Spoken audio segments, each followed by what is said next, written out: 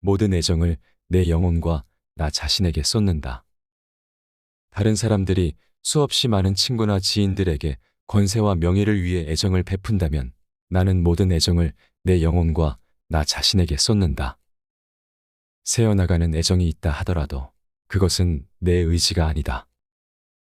사람들은 항상 자기 앞을 보지만 나는 내면으로 시선을 돌려 스스로를 평가한다. 저마다 자기 앞을 바라보지만 나는 내 안을 들여다보는 것이다. 나는 나 자신만 돌보며 나를 끊임없이 시험하고 분석하며 음미한다. 생각해보면 다른 이들의 시선은 늘 자신이 아닌 다른 곳을 향하고 앞으로 가기만 한다. 아무도 자기 안으로 들어가려 하지 않는다. 내가 그것을 어떻게 보느냐가 중요하다. 부유함과 궁핍함은 개인의 마음에 달려 있다. 부든 명예든 건강이든 그것을 소유한 이가 부여한 의미 이상의 아름다움이나 즐거움을 지니지 못한다. 본인이 행복하다고 생각하면 행복하고 불행하다고 생각하면 불행하다. 스스로의 확신이야말로 본질적이고 진실한 것이다. 운명은 우리를 행복하게도 불행하게도 하지 못한다. 단지 우리의 영혼에 재료와 씨앗을 주어 더욱 강해진 영혼이 원하는 대로 향하고 실행할 수 있게 할 뿐이다. 자의만이 행복과 불행을 결정짓는 유일한 근거이자 주권자다. 외부적인 성취는 내부적인 조직을 통해 맛과 색을 가진다. 우리가 옷을 입었을 때 몸에서 열이 나는 것은 옷 자체에 열이 있어서가 아니라 우리 스스로가 발산하는 열 때문인 것처럼 말이다. 몸을 차갑게 하고자 할 때도 마찬가지로 외부가 아니라 내부에서 한기를 얻는다. 게으름뱅이에게는 공부가 고역이고 술주정뱅이에게는 금주가 고문이다. 음욕이 가득한 사람에게는 수수한 삶이 형벌이고 허약하고 태만한 사람에게는 훈련이 고통스러운 일이다. 다른 경우도 마찬가지다. 모든 일은 그 자체로 괴롭거나 힘들지 않다. 우리의 약함과 비겁함이 그렇게 만드는 것이다. 위대한 일을 판단하려면 크고 위대한 정신이 필요하다. 그렇지 않으면 우리의 약함이 그 판단에 영향을 준다. 고든 노도 물 아래서는 굽어져 보인다. 우리가 무언가를 본다는 사실만 중요한 것이 아니라 그것을 어떻게 보느냐도 중요하다. 주어진 것에 만족하고 현재를 충실히 살아간다.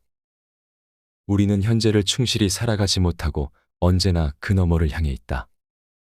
두려움과 욕망, 그리고 기대는 우리를 미래로 내던져 앞날을 그려보는 즐거움을 앗아가고 미처 깨닫기도 전에 현재의 시간을 흘려보내게 만든다. 미래에 대해 근심하는 영혼은 불행하다. 플라톤은 이 고귀한 가르침을 이렇게 인용하곤 했다. 내 일을 하고 너를 알라. 이 말의 두 요소는 각각 우리의 모든 의무와 동시에 서로를 포괄한다. 자기 일을 제대로 해낸 사람은 내 일을 하라는 말이 곧 내가 누구인지를 너의 것이 무엇인지를 알라는 의미임을 깨달을 것이다.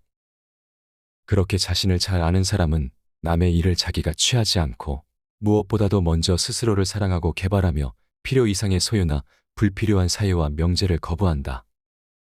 미련한 사람은 원하는 것을 얻고도 기뻐할 줄 모르지만 지혜로운 사람은 주어진 것에 만족하고 절대 자신에 대해 불만을 품지 않는다. 빨리 늙기보다는 늙어있는 시간을 최소화한다. 유년에는 앞을 바라보고 노년에는 뒤를 돌아보는 것이야말로 야누스의 두 얼굴이 아닌가. 세월은 원하는 대로 나를 이끌고 가지만 나는 뒷걸음질 쳐서 간다. 내 눈으로 지나간 아름다운 시절을 볼 수 있기에 나는 이따금 시선을 그리로 돌리곤 한다. 옛 시절이 내 피와 혈관에서 빠져나간다고 하더라도 최소한 그 이미지는 기억 속에 오래도록 간직하고 싶다. 지나간 삶을 향유하는 것은 두 번 사는 것과 같다. 플라톤은 노인들에게 운동이나 댄스, 젊은이들의 놀이에 참여하면서 그들이 더 이상 갖고 있지 않은 젊은 신체의 유연함과 아름다움을 즐기며 청춘의 축복과 특권을 되새겨 볼 것을 권장한다. 그리고 그 중에서 가장 분주하게 가장 많은 사람들을 즐겁게 해준 젊은이들에게 공을 돌리라고 권했다. 예전에는 고통스럽고 어두운 날들이 예외라고 생각했다. 그러나 이제는 그런 날들이 일상적이며 오히려 아름답고 맑은 날이 예외가 되었다. 나에게 나쁜 일이 일어나지 않을 때는 은혜라도 입은 것처럼 기뻐서 펄쩍 뛰고 싶을 정도다. 나를 간지려야 이 초라한 몸통에서 메마른 웃음을 간신히 끌어낼 수 있다. 나는 번민과 늙음에 집중하지 않으려고 하는 상상이나 몽상에서만 즐거움을 누린다. 그러나 공상 이외에 다른 방편이 필요하다. 기교로 자연에 맞선다는 것은 무력한 투쟁이다. 모두가 그렇듯 인간의 사소한 역경들을 기다리거나 연장하려는 시도는 대단히 어리석은 짓이다. 나는 빨리 늙기보다는 늙어 있는 시간을 최소화하고 싶다. 그래서 내가 겪을 수 있는 가장 작은 기쁨의 순간까지도 움켜쥔다. 신중하고 강하며 빼어난 여러 종류의 즐거움에 대해 들어본 적이 있다. 그러나 내가 이 모든 즐거움의 종류를 안다 한들 그것이 어떤 욕구를 불러일으킬 만큼의 영향력을 가지지는 않는다. 이제는 그렇게 웅장하고 장엄하면서도 호화스러운 즐거움도 감미롭고 쉽고 여유 있는 즐거움도 바라지 않는다. 모든 것에서 죽음을 기꺼이 기다린다. 매 순간 다가오는 죽음의 모든 모습을 상상해 보자. 말이 발을 헛디딜 때, 기와가 떨어질 때, 아주 작은 핀에 찔렸을 때, 즉시 그래, 이것이 바로 죽음의 모습일 수도 있었어 하고 되새기자. 그리고 마음을 단단히 먹고 힘쓰자. 축제와 환희의 순간에도 언제나 이 구절을 떠올리며 우리의 처지를 기억함으로써 즐거움에 너무 빠져들지 않도록 하자. 가끔 우리는 이 구절을 떠올리지 못해 쾌락에 빠지고 만다. 이로써 죽음의 표적이 되고 위협을 받는 경우가 얼마나 많은지. 그래서 이집트인들은 연회와 같은 큰 잔치 도중에 망자의 마른 해골을 가져와 사람들에게 경고를 주곤 했다. 매일이 그대에게 주어진 마지막 날이라고 생각하라. 그러면 그 시간이 더 바랄 것 없이 유쾌하게 느껴질 것이다. 죽음이 어디에서 우리를 기다리고 있는지는 알 수 없다.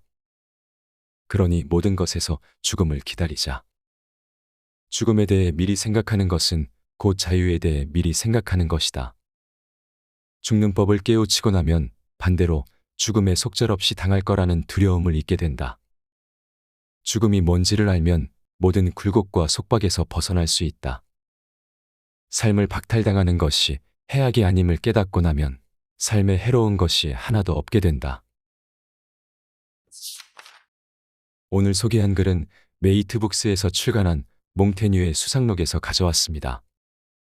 몽테뉴는 프랑스의 사상가이자 철학가로 1533년 프랑스 남부지방 몽테뉴성에서 태어났습니다.